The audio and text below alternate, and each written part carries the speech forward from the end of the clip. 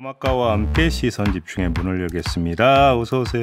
네, 안녕하세요. 더마카입니다. 오늘도 삐딱선 정신에 입각해서 주요 뉴스 챙겨드리겠습니다. 휴가는 잘 다녀오셨습니까? 안 그래도 지금 많은 촌철님들이 그걸 물어주셔가지고 감사하네요. 네. 대전고수님이 더마카님 휴가 마치고 업무 복귀를 환영한다고 말하면 싫어하시려나요? 네. 먹고 살아야죠. 네. 아주 다 패는데요, 내라고. 네. 아, 네. 2년 만에 휴가여가지고요. 뭐 굉장히 싸우는 거 많아요? 네, 뭐라고요? 싸우는 거 많냐고. 뭐라고요? 넘어가요. 네. 죄송해요. 귀가 안 들리지? 가을바람님이 김종배의 시선집중은 중독입니다. 휴일인 것도 있고 7시를 기다리지요. 왜 안 하지? 왜 안 하지? 한참을 뒤척이다가 아, 오늘 일요일이구나. 매주 이런다니까요. 네, 중독 증상이 맞으신 것 같습니다. 저희 그냥 주 7일로 해야 될 것 같습니다. 휴가 갔다 왔는데 무슨 말씀인가요? 갔다 왔으니까 해야지. 갔다 왔으니까. 네. 라디오헤드님이 더마카가 있어야 제비타임이지 제 댓글도 소개시켜주세요 라고 해주셨는데 네. 소개해드렸습니다. 소개해드렸고요. 많은 분들이 기다려주셔서 참 황송할 정도로 감사합니다. 근데 제가 없는 동안 제이비가 꽤 신났었다. 이런 제보도 좀 들어왔어요? 저는 늘 무슨 얘기죠? 저는 늘 한결같은 사람입니다. 한결같이 신나 계시다고요? 뭐 특별히 신날 것도 없고 특별히 뭐 의기소침할 것도 없고 늘 똑같습니다. 아, 알겠습니다. 제가 네. 없어서 더 신났었다는 제보는 그러면 오보인 걸로? 세상을 저렇게 낙천적으로 살아야 되는데. 이우리 아빠 신구님이 안녕하세요. 처음 글 올려봅니다. 출근 시간 때문에 항상 10분 정도 늦게 유튜브로 시청을 하는데 오늘은 먼저 기다려주셨거든요. 무슨 일인가 봤더니 부산에서 서울 아산병원으로 아들 둘과 와이프까지 온 가족이 올라가는 중입니다. 병원에 또 왜 가신대? 아, 네. 뭐 그것도 써주셨는데 유전자 검사하러 가신다고 써주셔가지고 그 이유가 또 좀 궁금하긴 한데 어쨌든 유전자 검사 하신 다음에 청와대 관람도 하고 다시 부산으로 내려가는 일정으로 오고 계시다고요? 네, 네. 오랜만에 서울 나들이 즐겁게 하시길 바라고요. 자, 촌철님들과의 인사는 즐거운데 저 멀리 모로코에서는 좀 슬픈 소식이 있었죠. 현지 시각으로 8일 규모 6.8의 강진으로 숨진 사람이 2,100명을 넘어섰습니다. 그리고 여진도 좀 계속되고 있는 것 같아요. 현지 시간으로 10일 오전 모로코 마라케시 남서부에서 규모 4.5의 지진이 또 발생을 했다고 하거든요. 지금 피해 지역에서는 필사의 실종자 구조와 수색 작업이 한창인데요. 기적의 생還소식이 좀 많이 들렸으면 좋겠습니다. 튀르키예 대지진이 발생한 지가 엊그제인데 네. 또 이런 일이 발생을 했네요. 알겠습니다. 자, 오늘 뉴스로 넘어가 볼까요? 네, 제이비타임즈 오늘 주목할 첫 번째 뉴스 어떤 건가요? 박성중 국민의힘 의원이 지난 8일 뉴스타파 함께센터 기부금에 의혹이 있다고 주장을 했었어요.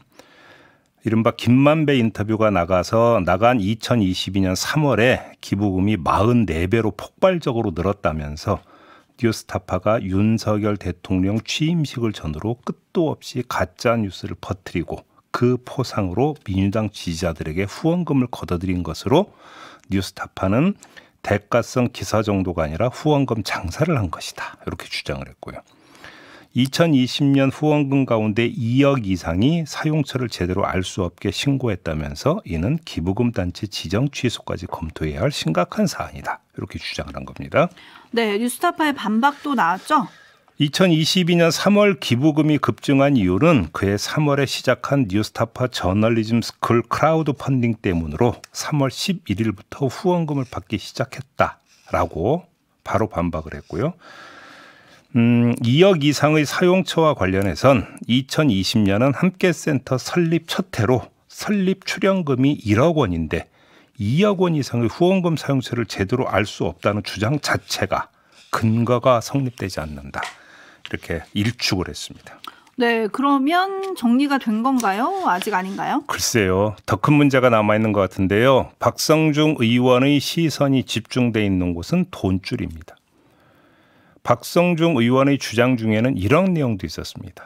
네이버 뉴스 제휴평가위원회가 뉴스타파 등 극단적 좌편향 언론사들의 컨텐츠 제휴 등을 해준 것은 불법 편법 소지가 다분해 보이므로 네이버에 대한 관계기관의 엄단, 조사를 촉구한다. 이런 내용도 들어가 있었는데 제휴가 끊어지면 어떻게 되겠습니까? 이중 문제가 발생합니다. 우선 제휴에 따른 컨텐츠료 수급이 끊어지고요. 노출 경로가 끊어지니까 후원의 동기선이 끊어지는 거 아니겠습니까? 이거는 일종의 고사작전이라고 볼 수가 있습니다. 근데 이 선을 넘는 원샷 전략, 즉 원 스트라이크 아웃 방안까지 헤아려야 하는데 뭐 등록 취소 이런 이야기는 그 전에 이미 나온 바가 있었고, 또 하나 회계를 샅샅이 들여다보고 그걸 기화로 행정제재를 가하는 시나리오, 이것도 배제할 수가 없겠죠. 조합원들의 회비로 운영하는 노조에게 회계 공시를 강제하고 있는 거 기억하십니까? 네. 네? 노조에게 그러니까 이런 상황이니까 어떻게 되겠습니까? 한번 대입해서 한번 생각해 보시라, 이런 말씀도 함께 드리겠습니다. 그에 상응하는 대로 갈 거다 이 말씀이신 거죠? 그걸 우려한다라는 이야기입니다.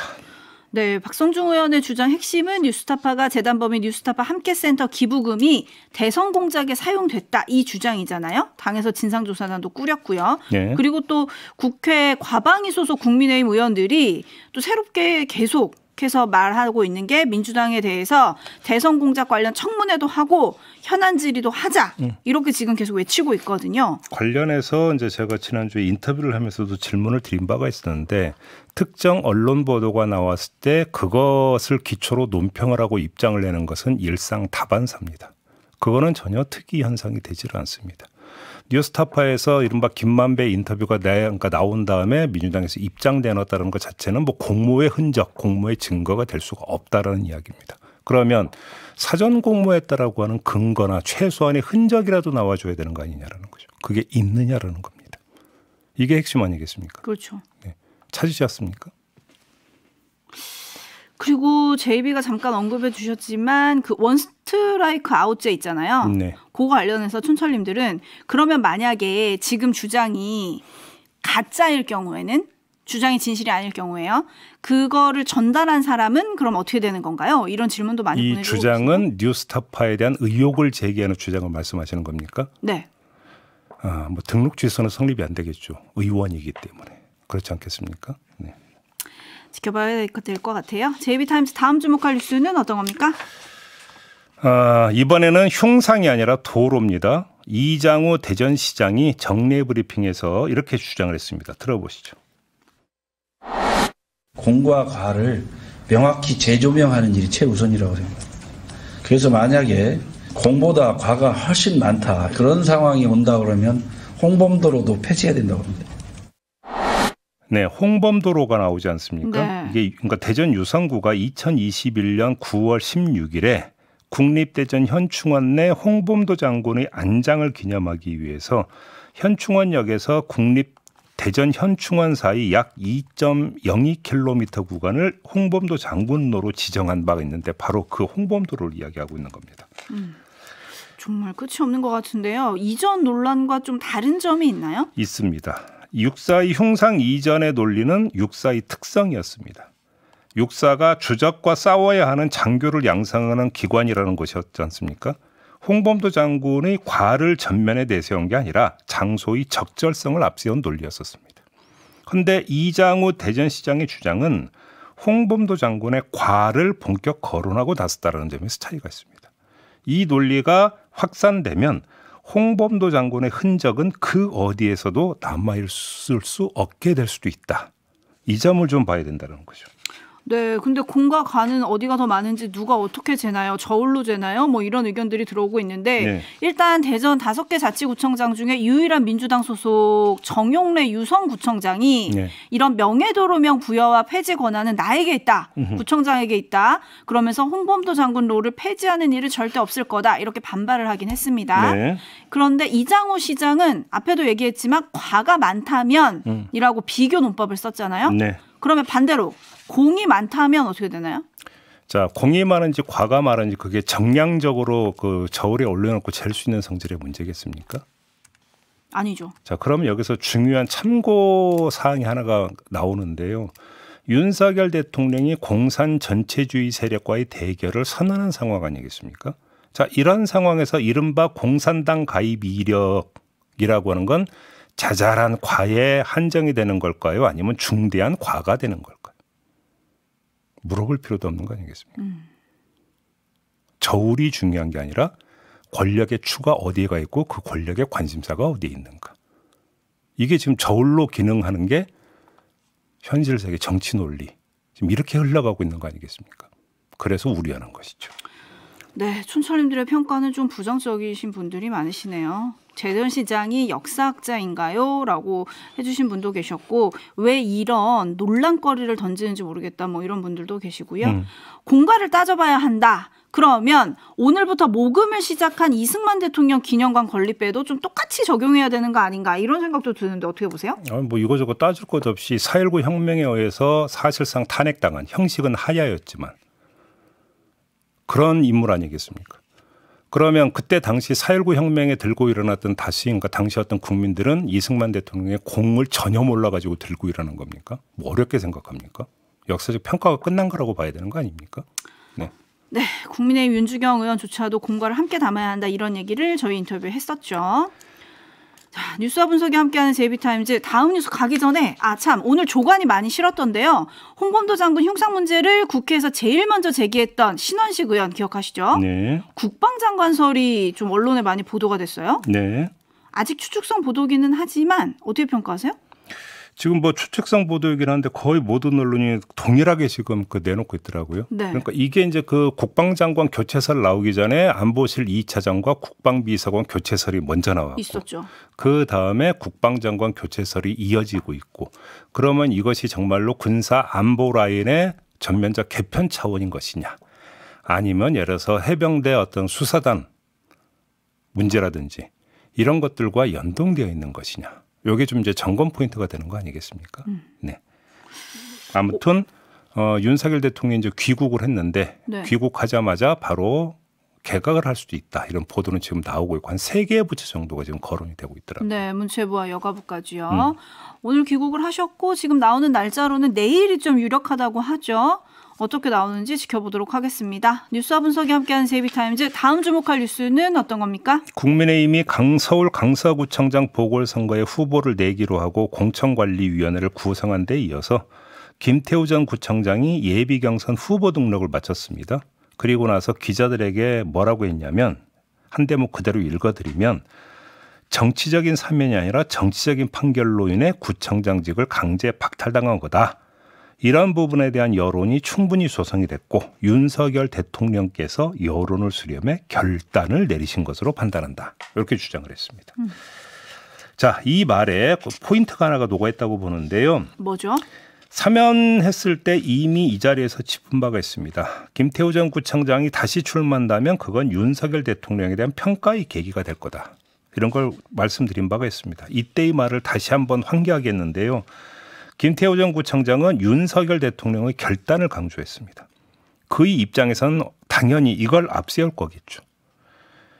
그리고 국민의힘이 결국 김태우 전 구청장을 공천한다면 그건 윤석열 대통령의 사면 메시지를 출마시키라는 메시지로 받아들인 결과로 해석되는 게 상식적일 겁니다. 따라서 보궐선거 결과는 윤석열 대통령에 대한 평가의 성격을 띌 수밖에 없게 된다. 이 점은 분명한 것 같은데요. 이건 공천의 적격성 문제와는 다른 차원의 관전 포인트입니다. 강서구청장 보궐선거가 예비 총선이라고들 하던데 그 총선의 한 성격, 즉 윤석열 정권 예비 심판의 성격을 윤석열 대통령 스스로 만들어버린 것이다. 이런 이야기가 되는 거겠죠. 네. 근데 이렇게 해석을 한다면 그만큼 자신이 있다. 뭐 이런 건가요? 그렇다고 봐야 되는 거 아니겠습니까? 오호. 네. 물론 뚜껑은 열어봐야 되는 것이겠죠. 네. 잘피어라님이 강서구민 선택을 매의 눈으로 지켜보겠습니다. 라고 해주셨고 네. 앞서서 김태우 후보가 이렇게 얘기했다는 거잖아요. 여론이 충분히 조성이 됐고 대통령이 여론을 수렴해 결단을 내리신 걸로 판단한다라고 해주셨잖아요. 대통령의 지금까지 언명은 여론과는 무관한 항상 결단의 차원 아니었습니까? 네. 아무튼. 네. 그랬더니 유리님 등 여러분이 여론이요? 어떤 여론을 수렴하신 걸까요? 라고 좀 물어주셨는데 어쨌든 오늘 국민의힘이 이제 경선 룰 등 구체적인 사안을 논의를 한다고 하잖아요. 네. 근데 후보가 몇 명이 됐을까? 이것도 좀 관심사였는데 결국은 3명의 후보가 등록을 완료를 했습니다. 네. 가장 늦게 등록한 사람이 좀 스포트라이트를 받았는데 김진선 국민의힘 서울 강서병 당협위원장이에요. 네. 룰의 불공정성을 우려해서 마지막까지 등록을 할까 말까 결정을 못하고 있었는데 박성민 국민의힘 전략기획부총장이 공정성을 담보하겠다며 설득을 해서 마감 직전에 신청서를 접수했다. 요 얘기거든요. 이분은 왜 룰의 그 불공정성을 우려를 했을까요? 뭐 때문에? 왜 그랬냐면 김태우 전 구청장의 이름이 계속 나왔고 구청장 계속 언론의 스포트라이트를 받았고 뭐 이런 것 때문에 그랬던 거 아닐까요? 그러니까 궁금해서 한번 여쭤봤습니다. 네, 다 아시면서. 몰라요. 네, 아무튼 룰이 어떻게 정해질지 이것도 좀 지켜보겠습니다. 네. JB타임스 다음 주목할 뉴스 어떤 겁니까? 학교 선생님이 또 숨졌습니다. 대전의 40대 초등학교 교사가 악성 민원에 시달리다가 스스로 목숨을 끊었는데요. 관련 뉴스 두 가지 전해드리겠습니다. 첫째, 가해 학부모 가운데 한 명이 프랜차이즈 음식점을 운영하고 있다는 사실이 알려지자 시민들이 해당 음식점을 찾아가서 달걀과 밀가루, 케첩을 뿌리고 가게 출입문에 당신이 죽인 거다, 살인자, 아까운 우리 선생님을 살려내라 등등의 쪽지를 붙였고 프랜차이즈 본사에도 가맹점주에 대한 조치를 요구를 했다고 합니다. 결국 본사가 영업 중단 조치를 내렸고 음식점은 부동산에 급매물로 나왔다라는 소식이 주말에 전해졌습니다. 이게 첫 번째고요. 두 번째, 광주시 교육청에 따르면 2021년부터 올해까지 아동학대 등의 혐의로 경찰에 신고 또는 고소를 당해서 경찰 조사나 재판을 받고 있는 학교 선생님이 광주에서만 34명이라고 합니다. 초등학교 선생님 25명, 중학교 4명, 고등학교 5명이라고 하는데 이 때문에 어떤 교사는 학생들로부터 분리 조치됐고 어떤 교사는 병가를 내고 치료를 받고 있다고 합니다. 자, 이게 두 번째 사례인데 두 개의 사례를 종합하면 한 가지 메시지가 도출이 됩니다. 한 가지 메시지요? 어떤 거죠? 개별 사례에 집중하고 대응하는 건 한계가 뚜렷하다라는 것. 이게 분명한 메시지인데요. 시민들이 아무리 분노하고 응징을 하더라도 그건 개별 사례에 국한될 수밖에 없다라는 점 하나. 교사를 옥죄는 현실은 구조화되어 있고 만연돼 있다라는 것 두 번째. 따라서 다른 접근법이 필수적이고 매우 다급하고 절실하다라는 건데요. 결국 그것은 교사를 옥죄는 요소. 대표적으로 아동학대 혐의로 고소하는 행태 이런 거 아니겠습니까? 이걸 제어할 수 있는 내지 근절할 수 있는 제도적 장치. 이게 하루속히 마련이 돼야 되는 건데 그래서 주목해야 되는 것은 국회 아니겠습니까? 그렇죠. 관련 입법 아직도 처리가 되지 않고 있다는 겁니다. 도대체 왜 이러느냐라는 얘기를 다시 해야 될 것 같은데 왜 이러는지는 잠시 후 인터뷰를 통해서 확인해 보도록 하겠습니다. 네, 빈센트님, 까루님 등등 많은 분들이 삼가 고인의 명복을 빕니다라고 인사를 좀 해주셨고요. 네. 가는 날이 곰팡이님이 예상하지 못한 일이 아닐 텐데요라고 해주셨고 권광윤님도 안타까운 일들이 자꾸만 생기네요. 사냥꾼 떠두리님, 교육청과 학교에서 선생님을 보호해줘야 합니다. 나 몰라라. 너의 책임이다. 이렇게 하시면 안 됩니다. 라고 해주셨고요. 적토마님은 서류를 배려하고 이해하며 살아가는 세상이 됐으면 좋겠습니다. 너무 삭막한 세상이 되고 있는 것 같아 안타깝습니다. 라는 의견들을 좀 보내주고 계신데요. 제가 조금 전에 광주에서만 아동학대 혐의 등으로 신고되거나 고소당한 선생님이 34명이라고 말씀을 드리지 않았습니까? 네. 우리나라는 17개 시도 교육청이 있습니다. 평균에서 34명 곱하기 17하면 얼마입니까? 그런데 수도권은 학생 수가 더 많고 당연히 선생님 수도 많겠죠. 따져보면 수백 명의 교사가 지금 이런 상황에 처해 있다라고 하는 추정이 얼마든지 가능합니다. 도대체 이게 제대로 된 현실입니까? 네? 물론 거기서 정말로 어떤 해서는 안 되는 그런 선을 넘은 어떤 행위를 해서 아동학대 혐의로 뭐 고소되거나 신고당한 선생님도 설령 있을지 모르겠죠. 근데 이 수많은 선생님들이 다 그런 케이스겠느냐라는 겁니다. 그건 아닐 거 아니겠습니까? 국회가 너무 더디니까 임금님교회 캔디님 저희 단골 촌철님이신데 이런 촌철을 보내주셨어요. 이럴 때 시행령을 쓰면요. 좀 답답하니까 이런 말씀하시는 것 같고요. 워커홀릭 투페이스님이 우리나라의 미래는 단 한 명의 교사로부터 시작됩니다. 앞으로는 이런 일이 없었으면 좋겠습니다라고 해주셨는데 이른바 교권 사법 또는 교권 회복 사법이라고 부르는데요. 국회 교육위 여야 위원들 차례로 2부에서 연결을 해서 어디에서 왜 막혔는지 좀 진단을 해보겠습니다. 그리고 이달 안에 국회 본회의를 통과할 수 있을지도 좀 시선 집중해 보겠습니다. 그러니까 이제 평소 이제 관심을 뒀던 것을 법안을 발의했다고 먼지 쌓이다가 그래도 여론이 들끓으면 후다닥 처리를 했는데 네. 이번 건은 왜 후다닥 처리도 안 되는 거냐라는 겁니다. 그러니까. 제가 묻는 것이. 그러니까요. 지금 이게 그러니까 된 어떤 이슈 아니겠습니까? 사실 9월 초에 상임위를 넘어갈 걸로 많은 언론들이 예상을 했었거든요. 그렇죠. 어디서 막혔었는지 2부에서 확인하실 수 있을 것 같습니다. 네, 좀 지나면 국정감사 국면으로 들어가기 때문에 처리하고 싶어도 처리가 그러니까 또 미뤄질 상황이 발생할 수 있으니까 좀 빨리 처리하라 이런 말씀을 드리면서 오늘 JB타임즈는 마무리하도록 하겠습니다. 더마카 수고하셨습니다. 고맙습니다.